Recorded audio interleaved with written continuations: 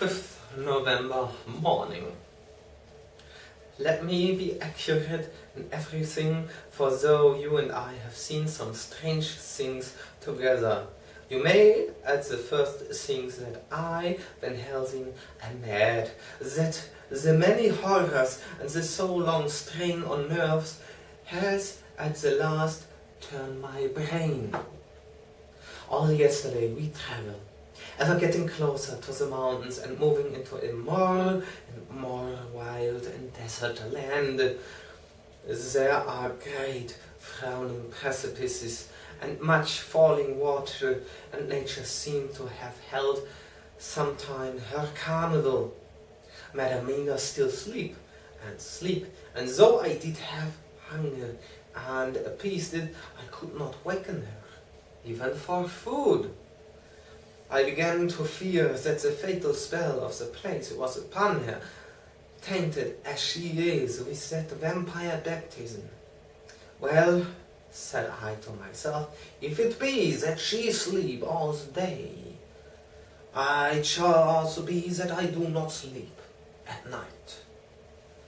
As we travel on the rough road, for a road of an ancient and imperfect kind, I held down my head and slept. Again I waked with a sense of guilt and of time past, and found Madam Mina still sleeping, and the sun low down. But all was indeed changed.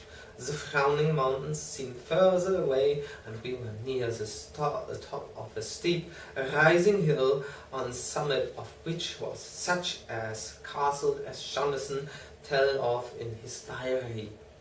At once I exulted and feared, for now, for good or ill, the end was near. I woke Madam Mina and again tried to hypnotize her, but alas, unavailing till too late.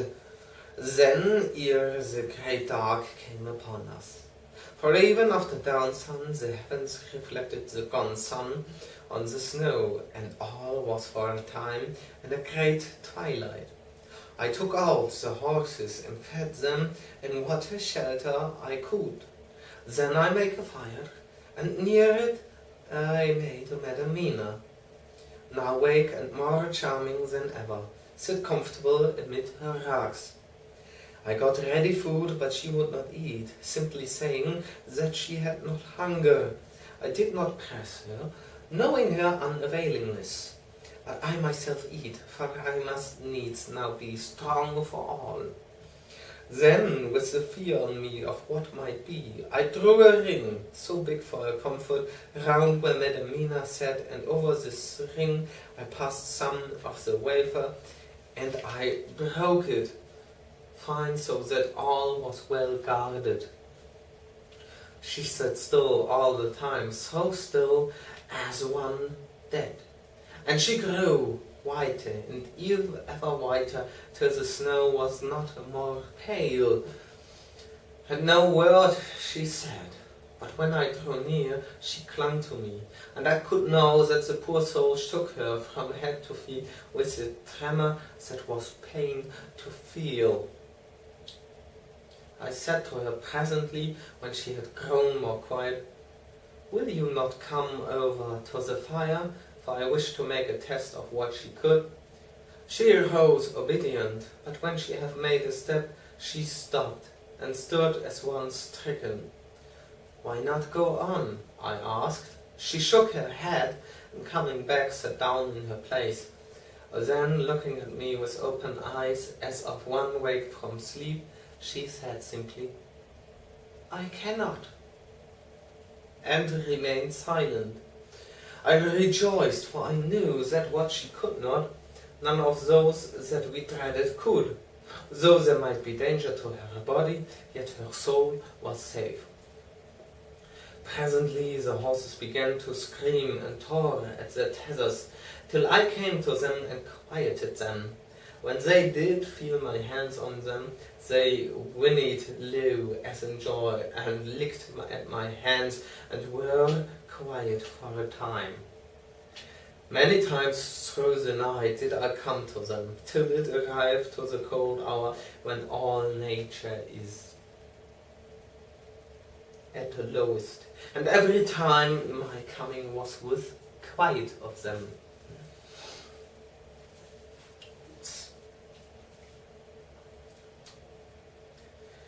In the cold hour the fire began to die, and I was about stepping forth to replenish it, for now the snow came in flying sweeps, and with it a chill mist. Even in the dark there was a light of some kind, as there ever is over snow, and it seemed as though the snow flurries and the wreaths of mist took shape as of women with trailing garments. All was in dead, grim silence, only that the horses whinnied and cowered as if in terror of the worst. I began to fear horrible fears. But then came to me the sense of safety in that ring wherein I stood. I began too to think that my imagining were of the night and the gloom and the unrest that I have gone through, and all the terrible anxiety. It was as though my memories of all Jonathan's horrid experience were befooling me, for the snowflakes and the mist began to wheel and circle round till I could get as though a shadowy glimpse of those women that would have kissed him. And then the horses cowered lower and lower and moaned in terror as men do in pain. Even the madness of fright was not to them, so that they could break away. I feared for my dear Madam Mina when these weird figures drew near and circled round. I looked at her, but she sat calm and smiled at me. When I would have stepped to the fire to replenish it, she called me and held me back and whispered, like a voice that one hears in a dream, so low it was. No, no, do not go without. Here, you are safe.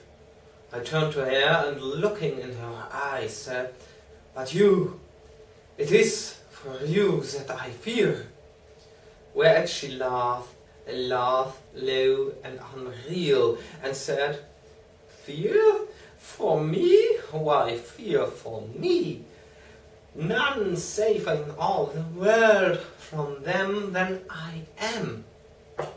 And as I wondered at the meaning of her words, a puff of wind made the flame leap up, and I see the red scar on her forehead.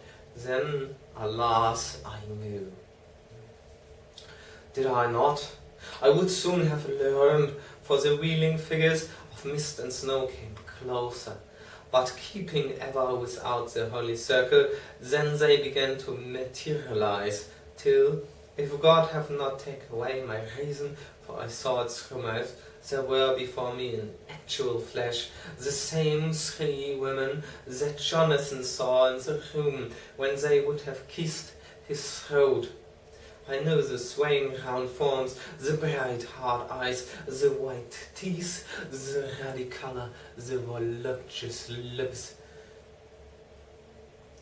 They smiled ever at poor dear Madam Mina, and as their laughs came through the silence of the night, they twined their arms and pointed to her, and said in those so sweet tingling tones that Jonathan said were of the intolerable sweetness of the water glasses, come, sister, come to us, come, come.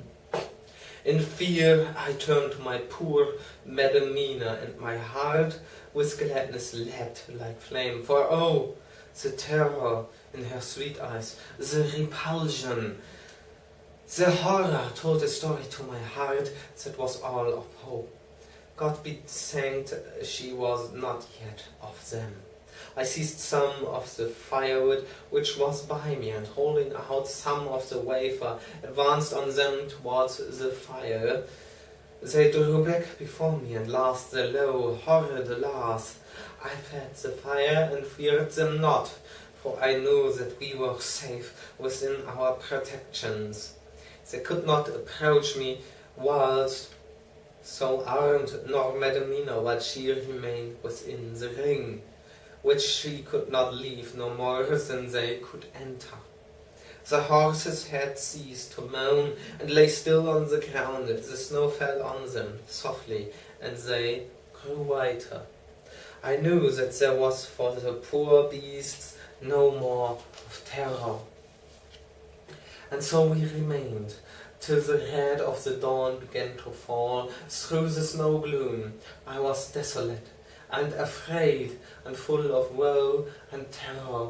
But when that beautiful sun began to climb the horizon, life was to me again. At the first coming of the dawn, the horrid figures melted in the whirling mist and snow. The wreaths of transparent gloom moved away towards the castle and were lost. Instinctively, with the dawn coming, I turned to Madamina, intending to hypnotize her. But she lay in a deep and sound sleep, from which I could not wake her. I tried to hypnotize her through her sleep, but she made no response, none at all, and the day broke. I fear yet to stir. I have made my fire and have seen the horses. They are all dead. Today I have much to do here, and I keep waiting till the sun is up high. For there may be places where I must go, where that sunlight, though snow and mist obscure it, will be to me a safety. I will strengthen me with breakfast, and then I will to my terrible work. Madamina still sleeps, and God be thanked. She is calm in her sleep. Boy, it's getting warm.